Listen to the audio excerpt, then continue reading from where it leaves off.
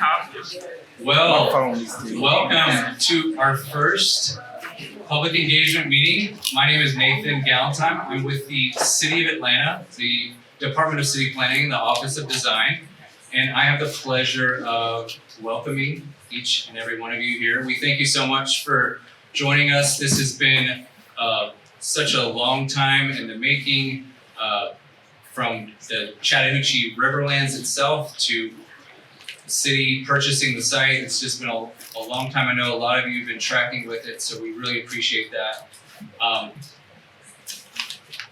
So I'm going to go over the quick agenda. We're going to have our opening remarks by yours truly, and then one of our other amazing staff members, Anthony Knight. Then we're going to introduce the project team, the scope, and the schedule. We'll have a special kind of call out, talk about archaeology, and then we'll dismiss everyone back to the open house. So, let me ask this, how many people here have heard of the Chattahoochee Riverlands? How many people here have heard of the Atlanta Riverlands? Yes. How many people here are familiar with the Chattahoochee Brick Company site? People. How many people here have ever been inside this building? Great. Well, I think it's great to be able to be a part of the city and go being different places that we haven't been before. But to let you know, so the Chattahoochee Riverlands is a trail network that goes all the way up to Lake Lanier, the Buford Dam, goes all the way down to Chattahoochee Bend State Park. So it's 125 miles. It's the ultimate group project. I know Mayor Dickens talks about Atlanta as a group project, but this is an even bigger group project. It includes Roswell and Sandy Springs and all of the different municipalities all along the river and down South Fulton, Chattahoochee Hills. And it's an amazing project, and it came from some people like Chattahoochee Now, Trust for Public Land, the Conservation Fund. They've been working on this for a long time.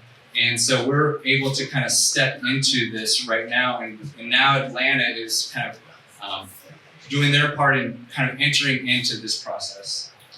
So here's another kind of image to kind of let you know just the scope and the mile. And Atlanta Riverlands is right in the middle, and the Chattahoochee Brick Company site is in the middle of the middle. So we think this is an amazing opportunity for us. Our scope roughly goes from Standing Peachtree. A lot of you may be familiar with the kayak launch that recently opened, and then it goes down to just south of the Atlanta Industrial Park. And so this is kind of, this is a rendering of, one of the areas under the bridges. We have the pleasure of working with Scape, who was a part of the original Chattahoochee Riverlands park and design trail network plan. We actually have a copy over here. And so they've been a part of this really from the very beginning. And so they're very intimately involved. And we're really honored. So this lets you know, here's kind of a great aerial from that document. And even then, they began thinking about the Chattahoochee Brick site and what it might look like and how trails might interact with it. And you can kind of see, we're about 7 miles from downtown Atlanta. And so right now I want to pass it over to my teammate, Anthony Knight. He is our African American History Heritage Coordinator. And what we want to do is make sure that before any of you leave, we want to make sure that these elements, that you all understand that there's a context involved here, and we don't want you to miss it. It's a really important story, and I'll welcome up Anthony. Oh, right here.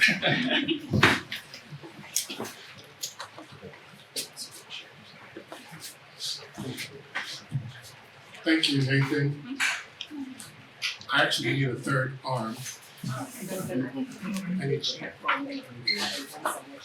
It's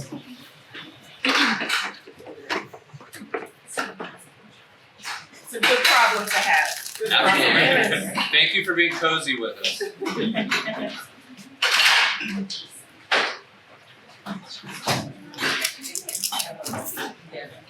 Hey Nathan, you need a cooker? You need someone to do it? I'll click it for you. Maybe, There we we'll see how it all works out here.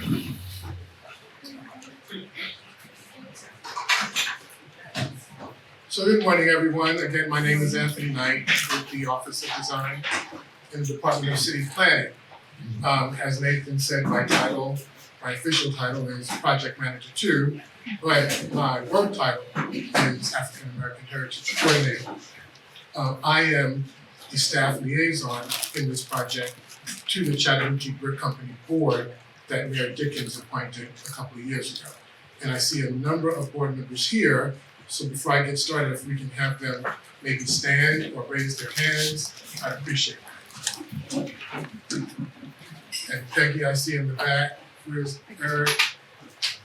So we have what, 5 of you guys here today, 6? Excellent, thank you so much.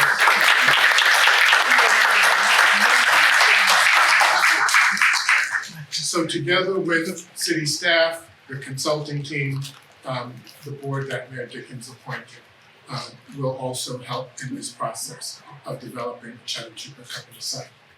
I'm a big quote nerd, so I must start off with a quote. And I'm sure some of you may have heard this one before by Arthur William Faulkner. The past is not dead, it isn't even past. And for me, that quote really sets the tone for this project that the city has decided to undertake. We're not going to go through in depth all of these slides, but I'd like to say that the project is really one that will endeavor to encompass as much of the Chattahoochee Brick Company site as is humanly possible. It is not only about James English, it is not only about making bricks, it is US history and it is quite broad. And so that's how we're approaching this project. And you cannot approach a project like this without talking about Native Americans who made this country their home, and certainly made the area where the Chattahoochee Brick Company site existed, that was their home as well. Next slide, please. Specifically, the area that we're looking at, these are the peoples who lived here, especially the Muskogee, and I think the Creek, they're further up north. And of course you see Atlanta and the Chattahoochee River there. Next slide. In moving forward with this project, I thought it might be helpful for us to kind of take a step back and look at some of the events that shaped the state of Georgia. And we won't go through all of this, I promise, we don't have the time. But it's important. Oh, sorry. Back one. Back here, there we go. It's interesting to note, I don't know about you guys, but when I heard about the cotton gin, it was kind of presented in this way that, oh, that was such a great thing, it made processing cotton easier. What we don't know is that by doing that, it increased the demand for slave labor. It increased the need for more land. And so you have a cotton mill that's invented in the late 18th century, and early after that happened, Georgia starts initiating conversations about how do we reclaim this land. And of course, in 1830, the Indian Removal Act made that thinking possible.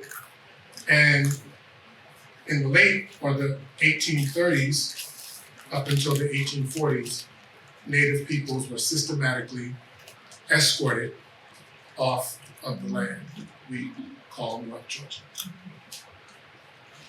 And the next slide, please. And this is just an illustration of how some of that happened. Next. It's a storyline in some populations that slavery wasn't that bad. And that it wasn't even really that important. Well, obviously that's just not true.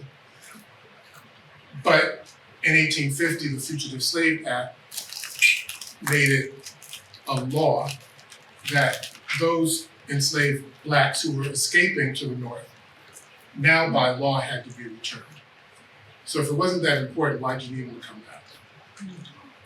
And so white folks could literally be fined or imprisoned if they did not return enslaved blacks that they would encounter.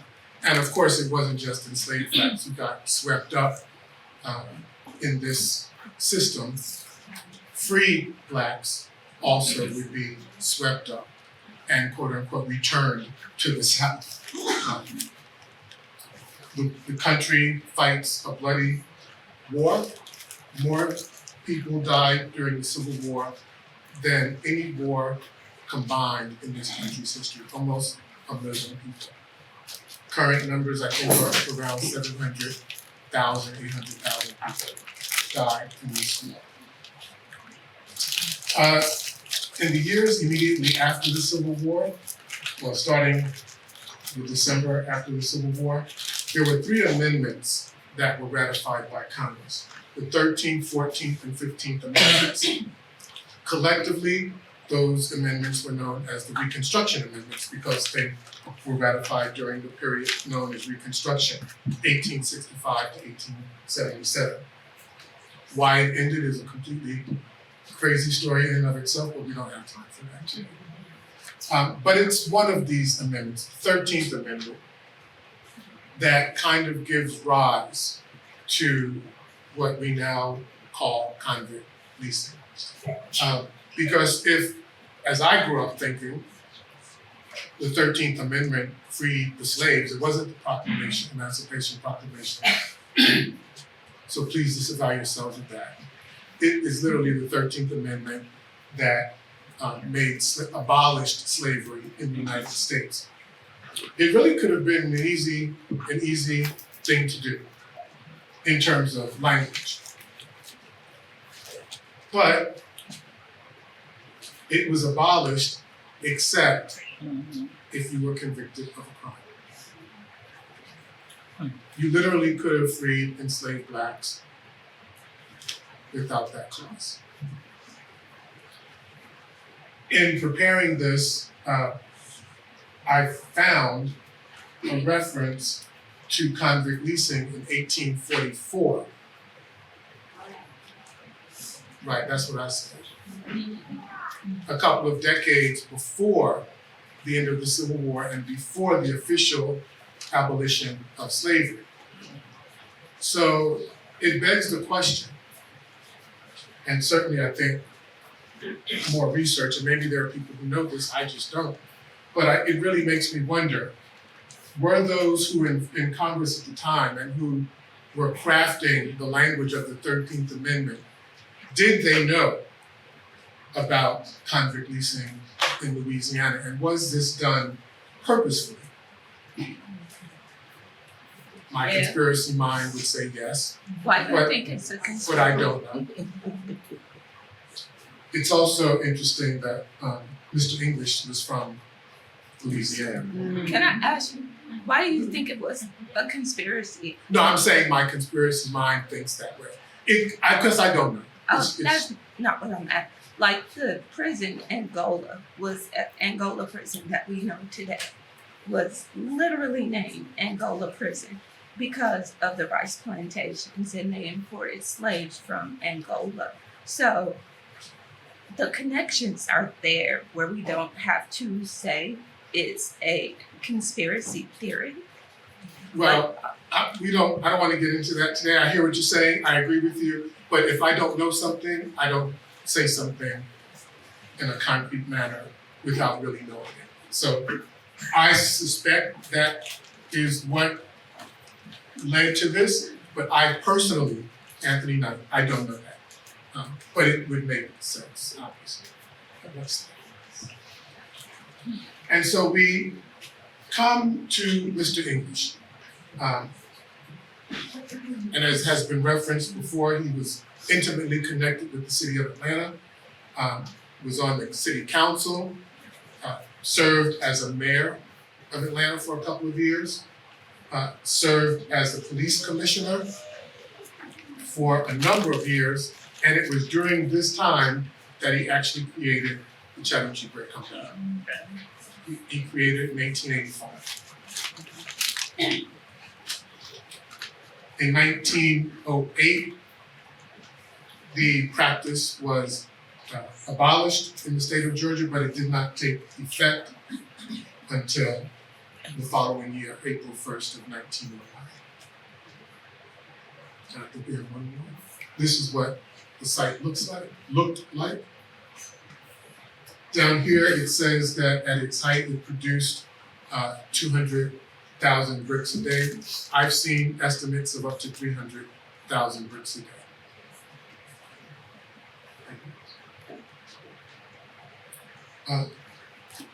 As Doug Blackman, the title of Doug Blackman's book, if you've not read it, I'm sure many of you have, Slavery by Another Name. The imagery from slavery is crystal clear. The broadsides that were produced during slavery to find formerly or enslaved blacks is the same style broadside that was created to find escaped convicts.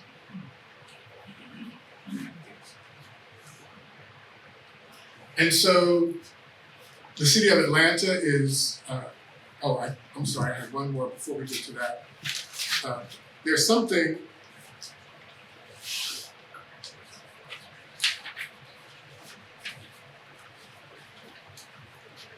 why is the city doing this?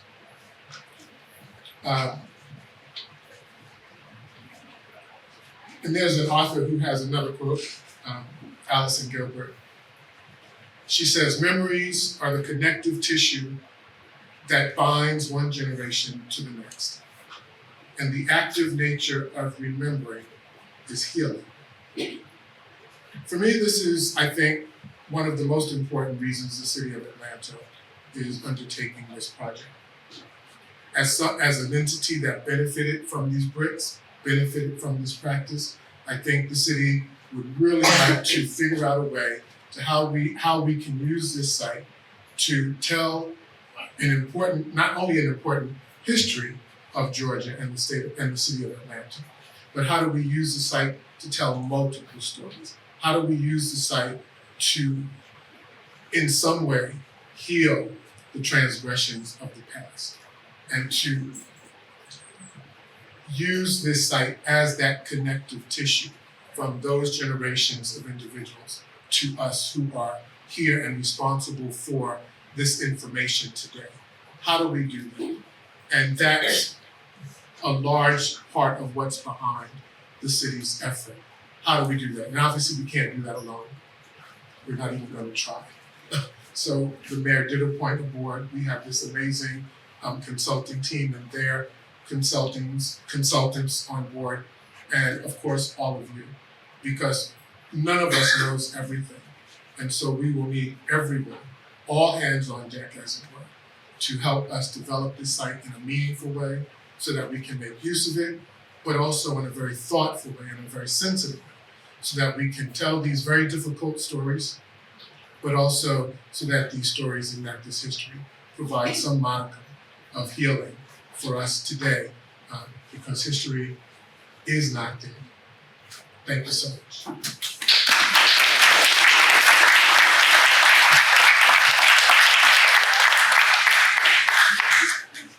Thank you for that history, Anthony.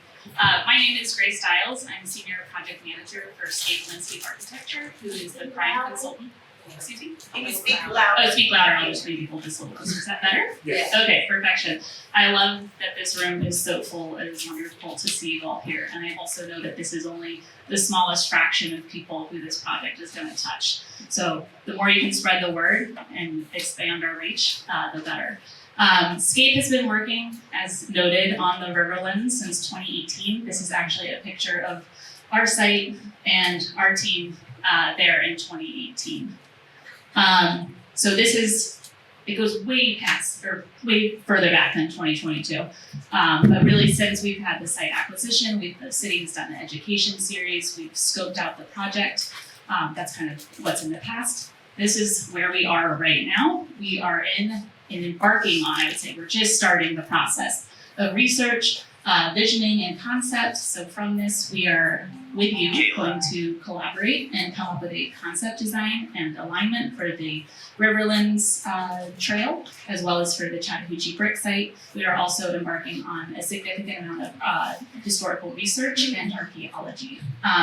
Then past this scope and looking into the future, that will be more of a detailed design, construction documentation, implementation.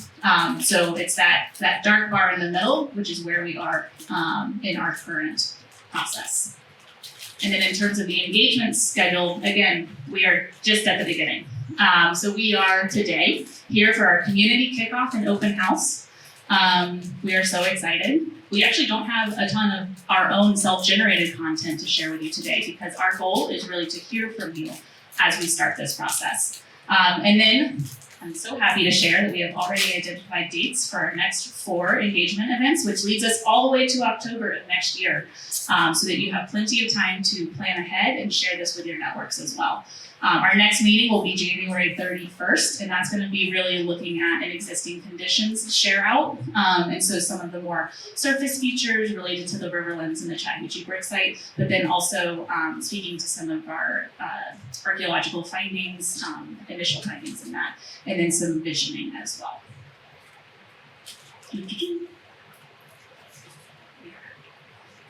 Not changing. Here we go. Okay, and then this is the structure of our meeting today. So we are currently in presentation session number 1. We have a second presentation this afternoon at 12:30. It is the exact same presentation, so you do not need to stick around for that presentation. But if you have friends that you think would find this interesting, please send them our way, and they can hear the same thing again at 12:30. In between those, we're gonna fold up all of these chairs, which will be a little bit of a chaotic process, it'll be fine. And then we're gonna open this room up for an open house and discussion. So a little bit about the project scope, team, and schedule. Disregard the graphic issue there. This is the Chattahoochee River. Everyone here, or probably orient yourself, 285 with our interstates, and this is the Atlanta Reach, or the Atlanta Riverlands portion. Here in orange, and then the Chattahoochee Brick Site in the middle. So we have 2 projects that we are combining into a single process. So we have the Atlanta Riverlands, which is the trail alignment along the river, and then we have the Chattahoochee Brick Company site, which is a 75-acre site that we are looking to turn into a memorial park and green space. So this is an aerial image of the Chattahoochee Brick Company site, and you can see Atlanta there in the background. It's flanked by 285, the Chattahoochee River, railroad, and some industrial use at the back end. These are some images from the site for those of you who maybe have not had the opportunity to go on site. It is a landscape of remnants, historical remnants back from the days of convict leasing, and more recent modern uses of the factory as well, and some unseen history that we hope to unearth with our archaeological processes. The site is a really interesting and beautiful mosaic of these remnants and some emergent vegetation, a lot of which is invasive. Oh, we'll be working on that. So you can see here. So our second project component is the Atlanta Riverlands, and that's that alignment along the river on the Atlanta side specifically. It's about 5 miles stretching from Sandy Petrie down to Mapleton Parkway or the Charlie Brown Airport. These are just some images from that. It is characterized, there's some very large swaths of utility crossings that really opens up some views to the river. There's some beachy and sandy areas along that stretch. And then there's also more contained and vegetated zones along that river's edge as well. And then of course, one of the key goals of the Riverlands is to open up access to the water.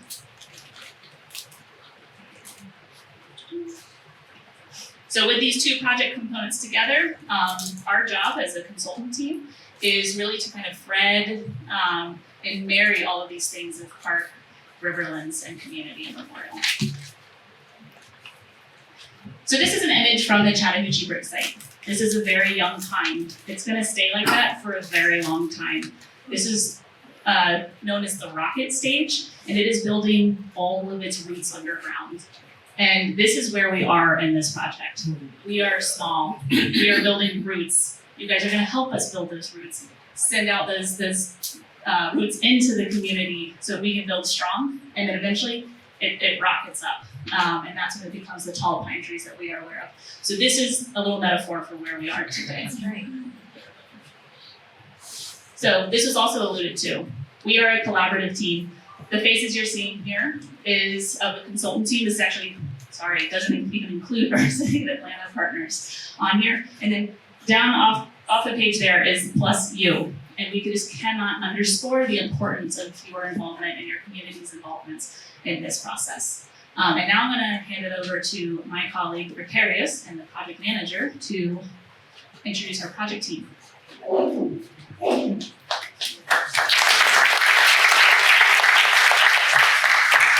Good morning, everyone. Thank you for being here. As Grace alluded, my name is Ricarius. I'm the project manager for this project. I'm just gonna say I'm a Georgia boy. I'm proud of that. I live in New York right now, but this project is like a homecoming for me because the last time I was doing community engagement was when I was at the University of Georgia. So this project is special. So I'll take the time real quick to introduce the project team, starting out with starting out with the Chattahoochee Brick design team, which will be led by Skate, who is a prime consultant, but supported by Mass Design Group. We also have a deep bench of technical experts on this project, from Core Blue, who is our ecologist, PCS, who will help with project costing and estimates later in the next year and later phases. We have CRM, who is doing rapid site assessment, and New South, who's really helping us with doing all the site historical research and archaeology. So Skate is a national design firm with offices in New York, New Orleans, and San Francisco. Grace is our local champion who is representing us. You know, maybe one day I'll be back in Atlanta, who knows? But, you know, we really work to, you know, incorporate community voices into the process to make sure that the parks and the spaces that we're designing are really reflective of the community that they're serving. Because the last thing we want to do is design a space that really isn't embraced by the community. And so, as Grace was saying earlier, we really want to underscore the you, like you're very important to this process. I have very good photographic memory, so I see all of your faces. I'm gonna live to see you January 31st, April 25th, so make sure to come back, all right? Next, I will, went the wrong way. Next, I will hand it over to Jadi Amazi. I'm sorry. Oh, sorry. I'm going the wrong way. Close your eyes. No worries, thank you. Hello, everyone. Hi. Thank you. All right, I am Jadi Amazi. I am a principal at Mass Design Group, and I am joined today by my colleague, Bethel Abata, who's over there at our table. Mass is an interdisciplinary international design firm. We are a team of architects, landscape architects, filmmakers, storytellers, you name it, we probably have someone on our team who can do it. And we are working at the intersection of social justice and design. The team that is on this project is part of our public memory and memorials lab, which is one of 8 labs at Mass that has a focus area. And so our team will be primarily responsible for thinking about all things related to memory on this site. So that will include the memorialization, that will include the monumentality, that will include the narrative development and interpretation around this deep and very interconnected, important history. So we look forward to hearing from each and every one of you. Please make sure you stop and talk to us, ask any question you'd like, and make sure you interact with the boards. Thank you.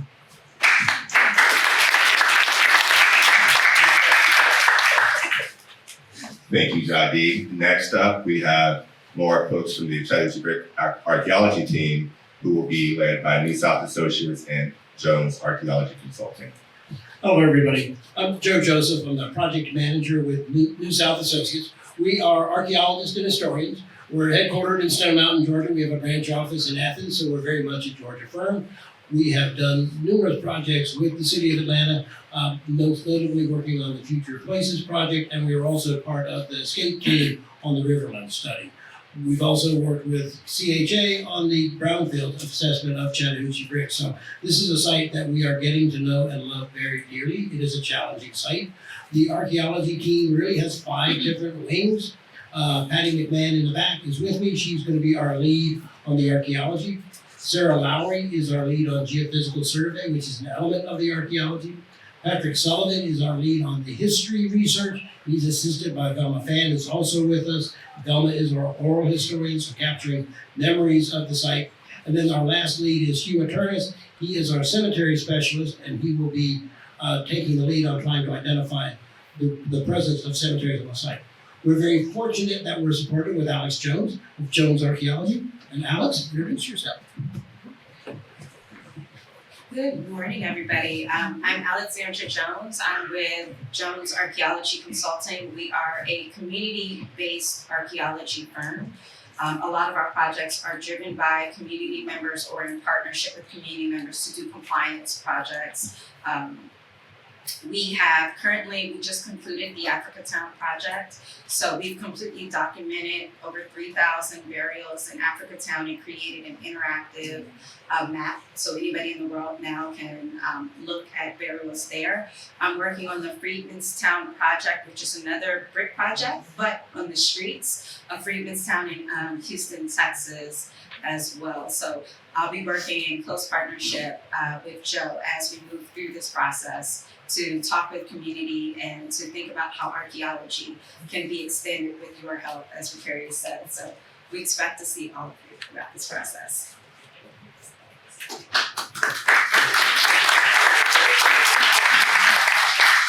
Next up, I'll do an introduction of the Atlanta Riverlands team, which will escape landscape architecture, but it'll be mostly led by Tool Design Group with similar technical support from Core Blue, PCS, and CERN. Good morning, my name is Kevin Bacon. I'm Director of Urban Design for Tool Design. For those of you not familiar with our company, we are a national firm that focuses on multimodal planning and design. We've got about over 300 employees across the country that do a lot of trail agreement work and thinking a lot about community connectivity and how we provide access to trails. So our focus is kind of picking up where the Riverlands left off. Many people on our team of about 18 people here in Atlanta were involved working with SCAPE during the Chattahoochee Riverlands years ago and are excited to pick up this piece with our kind of intimate knowledge of the project and the city of Atlanta. For us, being able to understand the where the alignment goes along the river is very important, but in addition to that, how people reach the river is also a very important part of the study. And the last piece of that is beyond just thinking about where a pathway goes, is how it connects with really important places, and that reinforces the design of those places like Chattahoochee Brick back and forth. So we're very excited that these two projects are together and to be working with you all in that process. Thank you.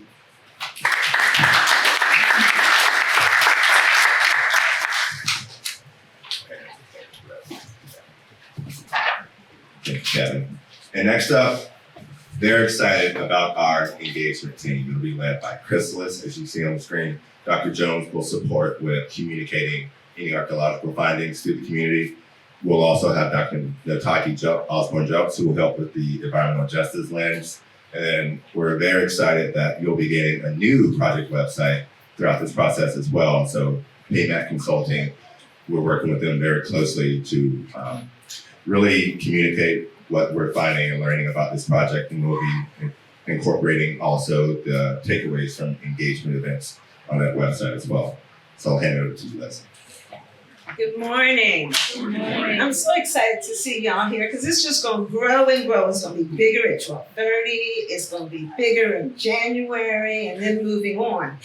The interesting part of this too is each time that you come together, we're going to be unveiling, revealing, understanding a new piece of what's happening on the site, right? So think about it as a year-long course. But then we get the good information, and that's important, right? We want to know it, we want to share it, we want to tell our friends and neighbors, hey, do you know this is going on? We want to tell our kids and make sure they're out. But then we want to engage and hear from you, because this is your project, this is your land, you live here. And so it's going to be real important to make sure that you tell us what's working, what questions aren't you answering, right? What else do I need to know? Who else needs to be here? We're going to ask you to partner with us, to co-host some events with us. Doesn't have to be big events. We can meet at the coffee shop.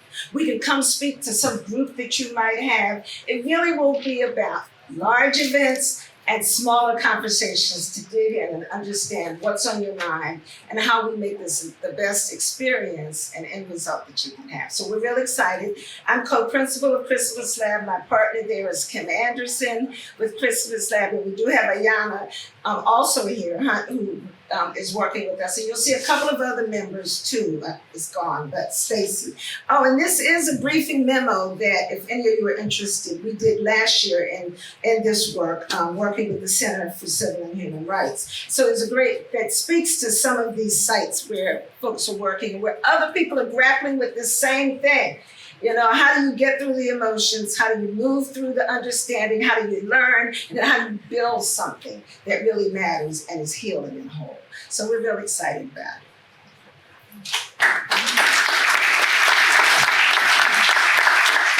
So next up, we'll talk more about some of the project scope. There are 4 scope items that we're going to discuss in detail today, if you will.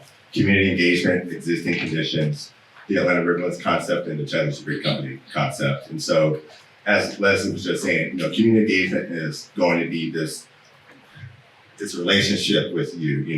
We're going to look forward to seeing you at each of the upcoming events because we really want to hear your voice. So in total, there are 5 events. So this one and then the 4 that are remaining in 2026. But we'll also have stakeholder engagement with the Chattahoochee Brick Company Board, the Stakeholder Advisory Committee. And so there will be a lot of voices that we're listening to help inform this process.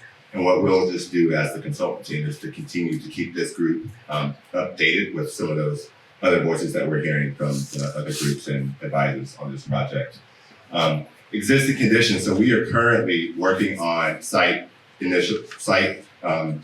existing conditions for the Chattahoochee Brick Company site and the Atlanta Riverlands. That's a desktop analysis, because what's important to know is that before we wanted to get into design, we really wanted to understand the space that we were working. So we're like educating ourselves, if you will, by knowing, all right, maybe a trail can't go there because it's prone to flooding or the elevation's too steep, right? And so we're doing that work, we're doing the archaeology work to inform us before we get into design next year. And with that work, the archaeology, New South is continuing to do some of their research on the site to find, what's out there so that when we do meet in January, we have more updates to provide with you. The Atlanta Riverlands and the Chattahoochee Brick Company, those 2 tasks have like similar deliverables, but they're separate. They're 2 separate tasks. So they'll both have visioning and programming packages that we'll deliver. The Atlanta Riverlands will have alternative analysis, and then when we will come to I believe it's the 3rd event, we'll show what the options are, and then we'll work to find a preferred alignment that works with the community, works with the existing conditions, so that when we put together the package for GDOT, we have the community's blessing, if you will. In addition to that, there'll be cost estimates and a concept report. And similar with the Chattahoochee Brick Company site, we'll work to develop a few options. We'll share those. Let me rephrase that. We'll develop options with the community, and then we'll share those at future engagement events. And then based on that feedback, we'll synthesize all that information, make one deliverable that we will advance. And so the goals for these tasks are, under engagement, is to learn priorities and goals from the community. Existing conditions are to understand the site conditions and history. And the Atlanta Riverlands and Chattahoochee Brick Company is to develop a preferred alignment and concept. And so schedule. Today, as Grace was alluding to, we're really going to focus on historical research and desktop analysis and just those early archaeological investigations that you'll see at the New South Station. And as we were saying earlier, we have 4 events. The first one in January is going to be focused on Chattahoochee Brick and Atlanta Riverlands. It's January 31st. Our second event is April 25th, which happens to be my birthday. So if you don't come, I'll take it personally. And that will also be focused on Chattahoochee Brick and the Atlanta Riverlands. And the third event is July 25th. And then the fourth one will be October 1st, which will be focused mostly on the Chattahoochee Brick site. And so you can see the schedule down below. As I was saying earlier, we're not starting design until next spring. That's just to allow us to really understand context and history. And now I will turn it over to Joe to talk us through the archaeology process. Thank you, Ricarius. So, go ahead and advance. So we started off, here are the objectives we want to know. We're identifying what the cultural landscape of the Chattahoochee Brick Company site looks like. So we want to know, do we have evidence of Native American occupations? We know without a doubt that there were Native Americans on that site. The site is just downriver from Standing Peachtree, which was a Muskogee village, mound complex. Clearly, this is a landscape that would have been occupied. What we don't know right now is, do we have any surviving remnants of that occupation? We want to know what are the key features of the site from the brick factory era on, so that we can identify those to Skate and the team in the city, so that they can use those in determining how to develop the memorialization and the concept of the park. We want to understand how the brick factory functioned, how it changed over time, what is the landscape of brick manufacturing. And then we want to identify what are the potential locations of burial grounds. We know there are reports of cemeteries on the Chattahoochee Brick Company site. What we don't know is where those are. And so we're doing everything we can to identify where they are in the future. So here's how we're doing it. We're starting off with information gathering. And we have been doing research on both primary and secondary sources, gathering as much historical information and background as we can about the site. Now, part of that research is all of you. Those of you who know of the property, who have heard stories of the property, who may know, hey, so-and-so told me that they came across such and such at this location in the past. We want to know those things. So this is part of the community engagement. We need you to help us tell your stories and knowledge of the site. We've done pretty detailed archival research. We're pulling together everything we can from the historical record of the property. And then we've developed GIS mapping. And we have with us 2 QR codes. You'll see one back at our table that is a web map. We have identified all of the historic maps, aerials that show the images of where structures were over time. We place those in the GIS so that we can see what the landscape looked like from the historical mapping and then identify where the features are in the survey. So how are we going to go about surveying a site of this scale and complexity? Well, we're not going to excavate the entire site. We're actually going to do fairly limited excavation. What we are going to do is use ground penetrating radar. So ground penetrating radar is a technique that sends radar waves into the soil, and then it measures the time it takes for the radar waves to transmit to where they're coming and bounce back to the surface. So when we have subsurface features like brick architecture, I think it's going to be out there.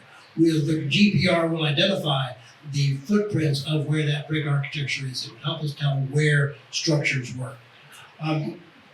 Once we've analyzed the ground penetrating radar results, we'll then go in with heavy equipment, do some machine test trenching to verify that yes, indeed, this rectangular structure that we think is in the area of the kilns is indeed a kiln foundation. Here's how well preserved it is, so that information can be used by Scape and the city when they plan how to design the park.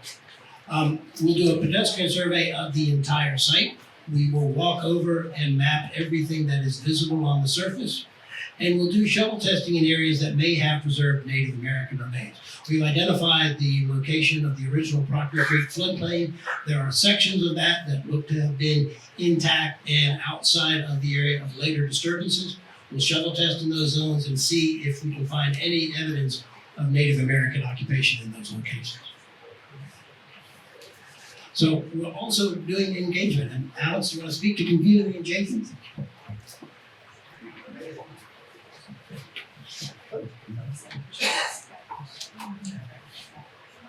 So how we're gonna do this is a few things. One of the big issues is that as we do archaeology, what I've recognized with the community is we have very lofty visions of what archaeology can do. I like to bring that down and actually talk about the potentials but the limitations. It is science, it gives us clues, it's not emphatic, it's not gonna absolutely find what we're looking for. There may be some quasi possibility sort of, so I like to have that conversation with the community first, so that as the results come back and we start to find out what's being found, that's when we start to have the real conversations. Because what happens now is we found clues as to what potentially people did in the past.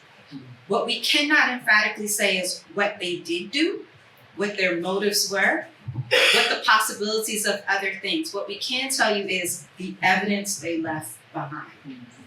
And as we know, a lot of people do not like to leave their dirty laundry behind for you to find.